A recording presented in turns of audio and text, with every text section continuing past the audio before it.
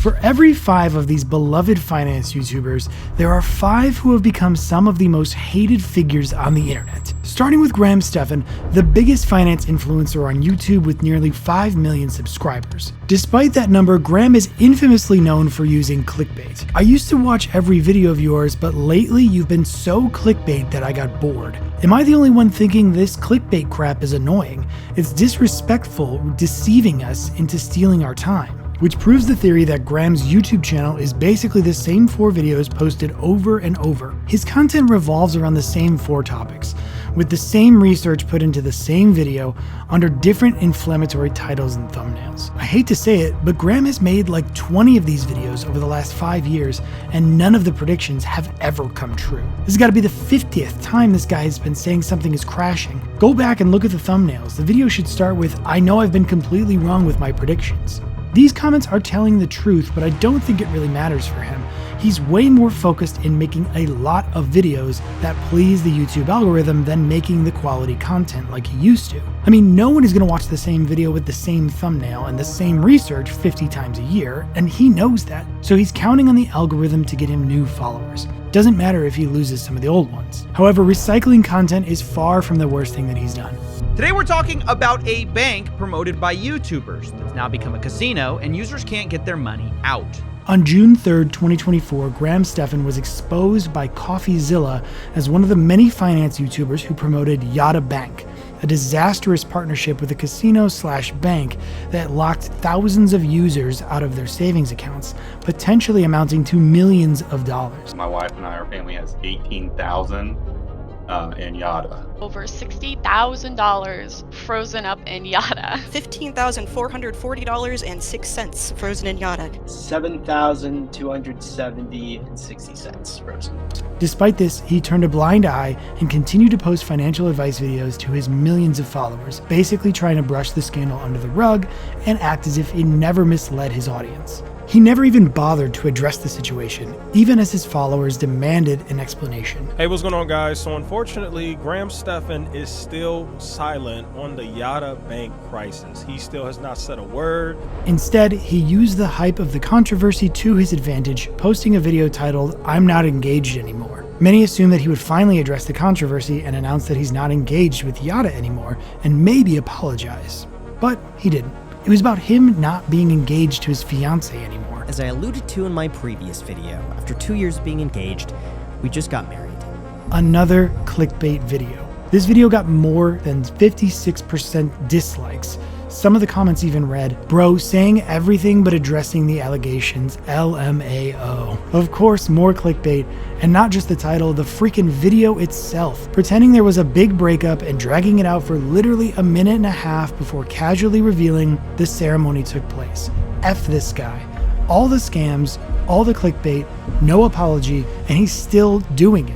Aside from being a horrible advisor, Stefan is also struggling to receive views on his channel. Perhaps this decline is due to other YouTubers like Boyle capturing some of the spotlight. One of the funniest and most respected finance YouTubers out there, Boyle has won the trust of over 780,000 subscribers. He's a finance professor at King's College London and Queen Mary University of London, a founding partner at a hedge fund in the UK, an author of 3 books, and the host of the podcast Boyle on Finance. This of course adds a lot of credibility and legitimacy to his intentions, as this sets him apart from other finance YouTubers who generate most of their income from selling advice.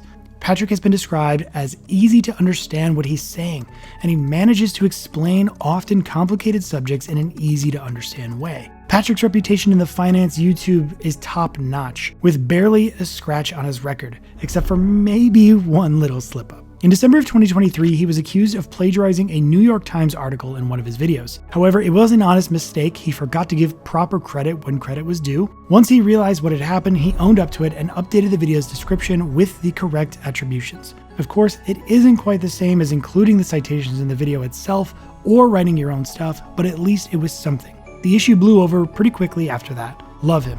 Great knowledge and a fantastically dry sense of humor.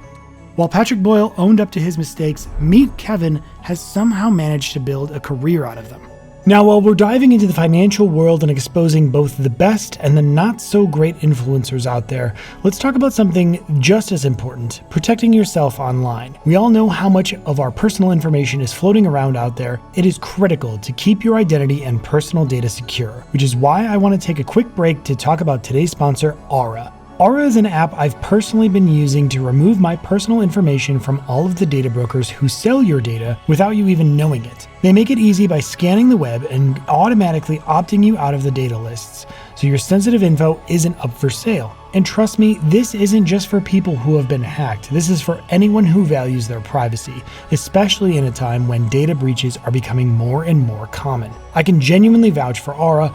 After using this app myself, I was surprised to see how much of my personal data was out there. It's scary, but Aura took care of it, and now I feel a lot more secure. If you are serious about protecting your personal info online, give Aura a try. They've got a special deal just for you guys. Visit aura.com/shortary and get a 14-day trial to see if any of your data has been exposed. Click the link that's also in the description below. And thanks again to Aura for sponsoring today's video.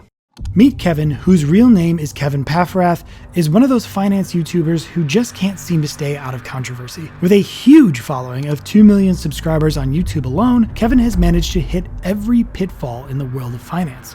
He's widely known for giving horrendous stock advice. A clear example of this is most of his stock picks since 2022 are down anywhere from 70 to 99%. And in the process, he wrecked the financial futures of a lot of people who trusted him, which led people to call him out on his own subreddit. He's led people to financial destruction with his horrific stock and, quote, not financial advice. The stocks he was pumping are down 70 to 99%. Add in his arrogance and alcohol addiction. Kevin admitted in an interview that his anxiety became unmanageable when he started taking 1 day a week off, unable to enjoy a 90-minute date with his wife without making a YouTube video first.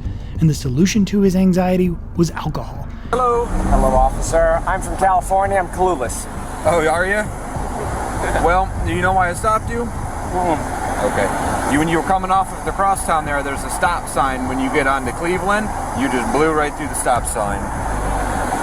Yeah. He drinks a lot for his massive anxiety problems. He drinks pretty much every single day. His drinking addiction was so bad that he's no longer a friend with his buddy in crime, Stefan. This is not just unprofessional, but also a sign of serious personal instability. Even as a person, he's awful. In his early beginnings, Kevin made a bunch of videos calling out Grant Cardone.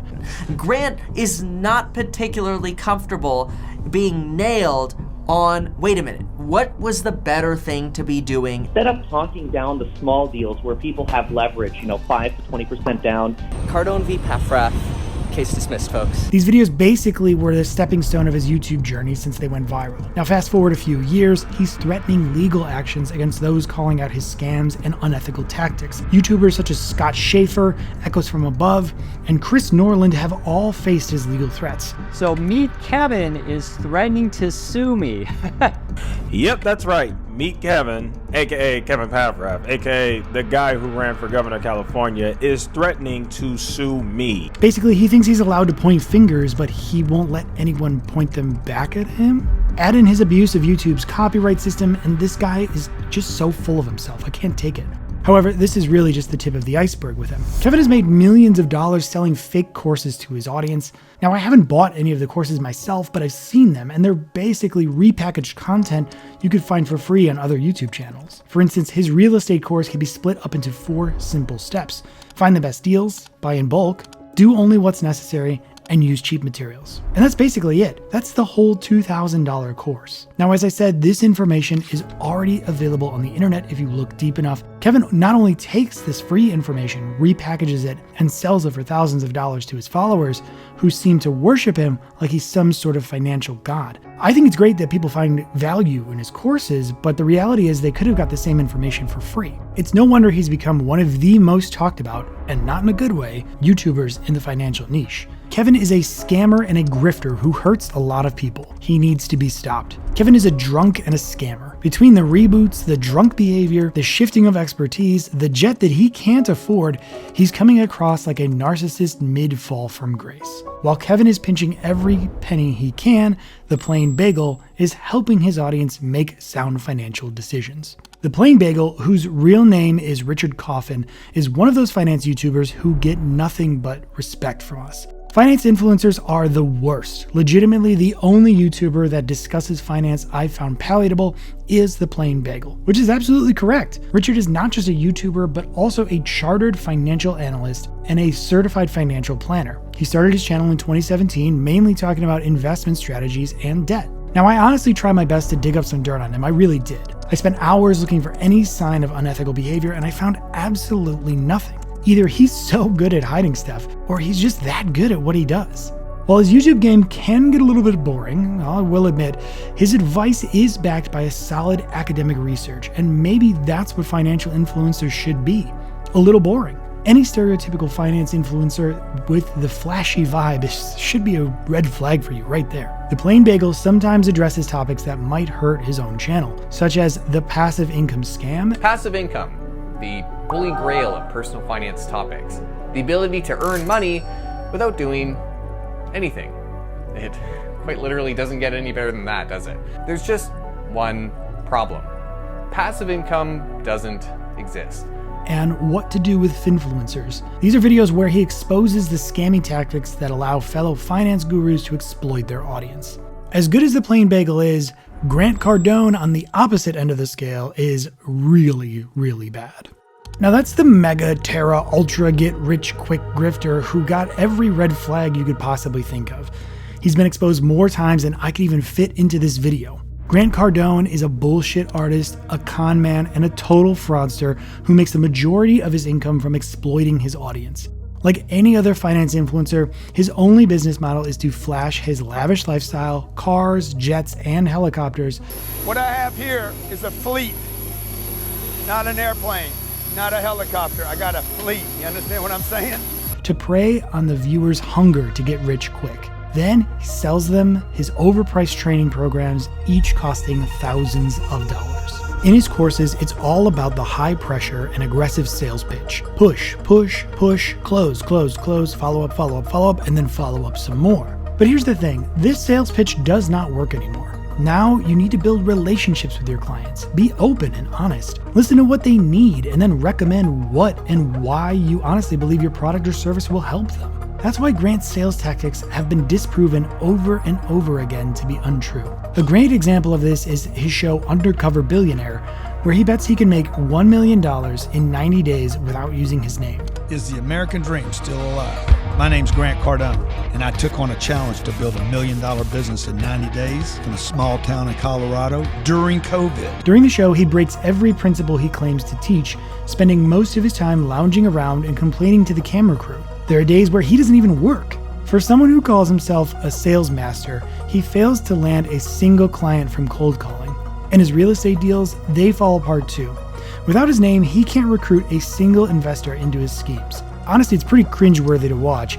Without the safety net of a scripted environment, it's an absolute fact that his sales techniques don't work. Additionally, he struggled with a drug addiction that almost spiraled out of control, but it led him to actually become a loyal follower of Scientology, an organization that is known for brainwashing and exploiting its members. Half the shit I've seen on the internet about Scientology, 90% of the shit I've seen on the internet about Scientology is complete fucking garbage. It's helped me in my life personally. Moreover, apart from being a horrible coach, even as a boss, he's a nightmare. His devotion for Scientology turned him into this narcissistic boss who, if you weren't performing to his standard, he'd fire you. And the only way to get your job back was to go take classes at the Church of Scientology. Yes, this actually happened. Employees at Cardone Capital have witnessed it firsthand. What also makes him the absolute worst of financial influencers is that he's been called out even by people who were convicted of fraud charges themselves, like Jordan Belfort. I have one question that I have to ask. What is the deal with you and Grant Cardone? He's kind of he's just an idiot, the guy. I mean, right? He's just a moron. I mean, you can look at that, he's a moron. Like, I don't know. So what I realized is that Grant Cardone, I said to him, he's so stupid. I'm like, you're one hell of a marketer. He goes like, thanks, a backhanded compliment. Like, you know nothing about sales and persuasion, right? But it just goes to show you the power of internet marketing and branding. Yeah. and how unfortunately gullible and naive people can be. And now he's in trouble. Now he's got lawsuits against him. He's got class action suits. What a shock that was. I called that one before it ever happened. And he'll probably end up in jail. I'm sure he'll end up in jail. And why are you trying to diminish everybody in the room? No, just you, Grant, because you're a fucking con man. I'll say this on this room right now. I believe that in the next year, Grant Cardone will be found guilty of fraud. I believe that Grant Cardone will be found guilty of fraud, and I want nothing to do with it. While Grant Cardone sells his overpriced sales pitch and forces his employees into Scientology, Ben Felix is one of the few finance YouTubers who knows what they're actually doing. Ben Felix might not have the massive subscriber count like some of the other finance YouTubers that we've discussed so far, but trust me, his reputation goes way beyond his YouTube channel. Almost every single comment about Ben is overwhelmingly positive. He's the man, my financial spiritual guide. His channel covers a broad range of topics from general financial advice to niche subjects, and it's all backed by solid academic research. He doesn't just cherry-pick data to fit a narrative, he brings in multiple sources to make his point. That's why people find his videos to be real gems, almost like the default go-to for sound financial advice on YouTube. One comment really nails it perfectly. I had no idea who Ben Felix was, but watched the video and a few others, and he's my new favorite finance YouTuber. He explains things so clearly and gets into the details of topics I've never heard of elsewhere. Ben also co-hosts a podcast called Rational Reminder, where he dives into even deeper discussions and analysis. The podcast features excellent interviews and breaks down complex topics. Here's what people are saying about that as well. Rational Reminder is great. He touches on a lot of the same topics he does in his YouTube videos, but not as condensed, and he goes through what he found interesting in his research. Great listen during a run or a walk. What sets Ben apart is his approach. No flashy vibes, no showing off the typical influencer lifestyle, it's just pure knowledge, math, and science. Unlike Luke Belmar, whose videos are so bad, his whole audience turned against him.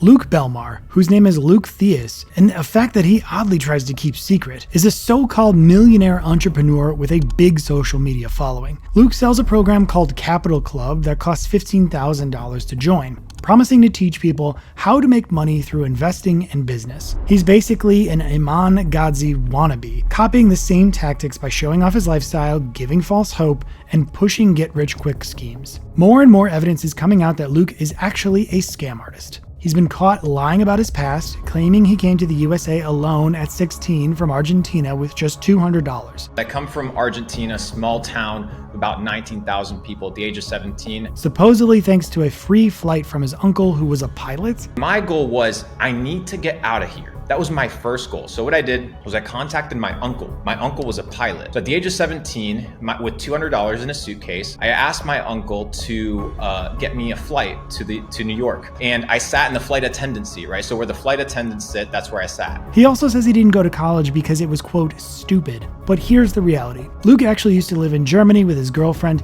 and during the time he claimed to be, quote, grinding in America, he was a university student. Despite his repeated claims that he never went to college because it was a scam, Luke attended not one, but 2 different universities. One of those schools was even founded in America by his grandfather, who was still living in the US while Luke was there. Then there's his, I treat my body like a temple talk. Oftentimes we neglect the temple in which God resides. Don't neglect the temple. Luke often brags about never cheating on this mantra, but in real life he's been spotted drinking rum, smoking cigars, and smoking weed. Just like any other fake guru, Luke keeps pushing this story to fit his personal brand, the narrative of a hardworking guy who started from nothing, just like everybody else. On the subreddit r scams, a thread calling out Luke Belmar reads, he has no real experience in the business world. He uses hype and exaggeration to sell his course. He offers no guarantees. He has been accused of scamming people. Unlike Luke Belmar's get-rich-quick nonsense, Caleb Hammer keeps it real with practical, no BS financial advice. Caleb can be a bit of a controversial YouTuber. Some folks find him unlikable, redundant, or even cringy. His content revolves around bringing different people onto his show, Financial Audit, where they have a casual chat about the interviewee's life and financial situation, what they do for a living, where their money goes, how much debt they're in, stuff like that. Car wash? Do we need to be going to the car wash? We're trying to get out of debt. We're trying to live. Do we care if our car... It doesn't matter if your car's dirty or not. Who gives a... Just make sure you can see outside of it. 2, bucket, soap, cloth, whatever. Have yourself a nice little car wash outside. Caleb's there to dish out some pretty basic financial advice. More like what you'd hear from a life coach than an accountant. For right now, Dirty Birdie, we're not doing. Starbucks, we're not doing. Bath & Body Works, we're not doing. Lush, we are not doing. That was me. Temu, we are not doing. Dick's Sporting Goods, Temu, we are not doing. Plato's Closet, Bunt Cake, Halal Wings, Juiceland, Teaspoon, we're not doing these right now. We can't afford it. We have no money. We can't even pay our debts, and we're overdrafting. Halal Wings and Jack in the Box. We can't do it, guys. This is not in the budget anymore. And while some might roll their eyes, plenty of people praise him for it. You see comments like, Caleb isn't perfect, but he's doing a lot of good. Yeah, the advice is the same because money isn't complicated. He could just say, don't spend more than you make and end the episode. But I watched to stay motivated and focused on my financial goals.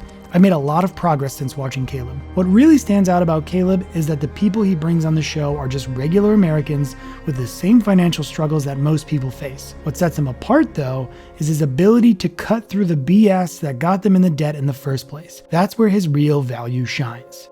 And then there's Iman Gadzhi, who manages to take everything that's wrong with finance YouTube and crank it up to 11. Before we hit on Iman Gadzhi, if you made it this far in the video, we would love it if you subscribed for more content like this. Iman Gadzhi has been exposed as a modern day charlatan, one of those kids who got rich from selling courses and acts like they know all of the answers. Iman is the textbook definition of a grifter, the kind of finance YouTuber you definitely want to avoid. You see, he loves to push the idea that getting rich is super easy. But since you guys are curious, and I find this to be a rather interesting topic, I decided that today I'm going to share how I would invest $1,000 if I wasn't a multimillionaire. And I want to promise you one thing, that by the end of this video, you will know how to turn $1,000 into $10,000 or even $100,000 in 365 days or less. All you have to do is sit through the whole thing because of course, he's the guy to show you how. But by the end of it, he's just pushing his overpriced programs, giving you little to no real value. What you're about to watch is exactly what we teach inside of Digital Launchpad. And we get results like this every single day because it just works. A classic bait and switch move. Some of the comments from Reddit threads discussing Iman perfectly sum him up. Stay away. There are great advice online. Most of them are free. He is just an idiot selling courses to really inexperienced people. And honestly, I think that's pretty spot on. His entire channel is essentially one big promotion for his courses. I don't think there's a single video where he doesn't push his program to his naive audience. That's just scratching the surface. Iman's YouTube channel grew very rapidly, partly due to tactics like offering cash rewards for comments, and his popular video series Digital Renaissance and The Great Reset were nothing but marketing funnels to sell his courses. Those videos are now removed, no wonder why. Moreover, it's been proven that Iman's rise was also fueled by creating hundreds of alt accounts on Instagram and TikTok to make him seem more legit and hype his courses up for people who are desperate for a quick fix. Honestly, Iman Gadzhi's entire brand is one massive sales pitch for his agency. If you're buying into his courses or even his videos, you're basically falling for natural selection at this point. After being burned by gurus like Iman Gadzhi, it's no surprise that so many are turning to folks like Dave Ramsey for the real deal. Now, Dave's not the guy who's going to show you how to make $1 million, but he's more so the guy who can tell you exactly what to do with your last $1,000. He's brilliant at breaking things down into simple steps for people who struggle with money. If you have poor impulse control, you're drowning in debt, and you have no clue where your money's going, Dave's plan is about as close to foolproof as it gets for straightening things out. Like if you're making $80,000 a year, but you still can't make ends meet, Dave Ramsey is the guy you need to be listening to. Getting people out of debt is his thing, and honestly, it works. That's why people do trust his advice so immensely. Dave Ramsey is for people who are dummies about finance and debt. It was good for me 5 years ago. I'm more educated now and I make smarter decisions. Ramsey is great for getting out of debt. So that's it. That's the most loved and the most hated finance gurus on YouTube. I hope you enjoyed. If at all you enjoyed our content, you want to hear more, please hit the like and subscribe buttons. It really helps us make more content. As always, this has been Shortary. Thanks so much. See you guys next time.